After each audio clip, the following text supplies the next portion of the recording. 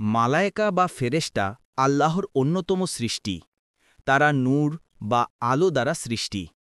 নবী রাসূলগণ ব্যতীত কোনো মানুষ তাদের চোখে দেখতে বা উপলব্ধি করতে পারে না। তারা আহার করেন না, ঘুমান না, তন্দ্রাও তাদের স্পর্শ করে না।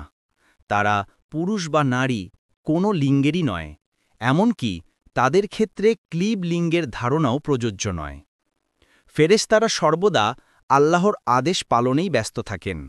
খোদার জিকির তাদের জীবনের মূল কাজ, আর কামভাব বা জৈবিক আকাঙ্ক্ষা তাদের মধ্যে নেই। আসমান জমিনে অসংখ্য ফেরেশতা রয়েছেন যারা বিভিন্ন দায়িত্বে নিয়োজিত আছেন। তাদের সংখ্যা একমাত্র আল্লাহ তাআলাই জানেন। তারা কখনও আল্লাহর হুকুম অমান্য করেন না, বরং নির্দিষ্ট কাজের জন্য সদা প্রস্তুত ও সক্রিয় থাকেন। চারজন প্রধান ফেরেশতা ও তাদের দায়িত্ব। প্রথম হল হযরত জিবরাইল আলাইহি। ওহী অর্থাৎ আল্লাহর বার্তা নবী ও রাসূলদের কাছে পৌঁছে দেওয়ার দায়িত্বে নিয়োজিত আছেন। 2 হল হযরত ইসরাফিল আলাইহি। কিয়ামতের দিন সংঘটিত করার দায়িত্বে রয়েছেন। তিনি শিঙ্গা হাতে আল্লাহর নির্দেশের অপেক্ষায় আছেন। নির্দেশ পাওয়া মাত্র তিনি ফুঁ দেবেন, ফলে সমগ্র পৃথিবী ধ্বংস হবে এবং কিয়ামত সংঘটিত হবে। 3 হল হযরত মিকাইল আলাইহি।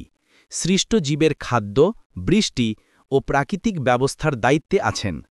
তাঁর অধীনে অসংখ্য ফেরেশতা রয়েছেন যারা বায়ু, নদীনালা ইত্যাদির নিয়ন্ত্রণে নিয়োজিত আছেন। 4 হল হযরত আজরাইল আলাইহি। প্রাণ কবজ করার দায়িত্বে আছেন। তার অধীনে অসংখ্য ফেরেশতা রয়েছে। ভালো মানুষের প্রাণ কবজ করেন কোমল ফেরেশতারা, আর দুষ্ট মানুষের প্রাণ কবজ করেন কঠিন আকৃতির ফেরেশতারা। অন্যান্য ফেরেশতাদের দায়িত্ব। কিরামান কাতিবিন। প্রত্যেক মানুষের সাথে 2 জন ফেরেশতা থাকেন যারা তার ভালো মন্দ কাজ লিপিবদ্ধ করেন। মুনকার ও নাকির। মৃত্যুর পর কবরের মধ্যে প্রশ্ন করার জন্য নিয়োজিত। রক্ষাকারী ফেরেশতারা। আল্লাহর আদেশে দুর্বল, শিশু ও বৃদ্ধ মানুষকে বিপদ থেকে রক্ষা করেন। আরশ বহনকারী ফেরেশতারা। আল্লাহর মহান আরশ বহন করেন। জিকিরে নিয়োজিত ফেরেশতারা, যারা সারাক্ষণ আল্লাহর তাসবিহ, তাহমিদ ও তাহলিল করেন। মজলিসে উপস্থিত ফেরেশতারা, যারা পৃথিবীতে বিচরণ করে এবং যেখানে আল্লাহর জিকির, কুরআন তেলাওয়াত বা ধর্মীয় শিক্ষা হয় সেখানে উপস্থিত হয় এবং অংশগ্রহণকারীদের জন্য আল্লাহর দরবারে সাক্ষ্য দেয়।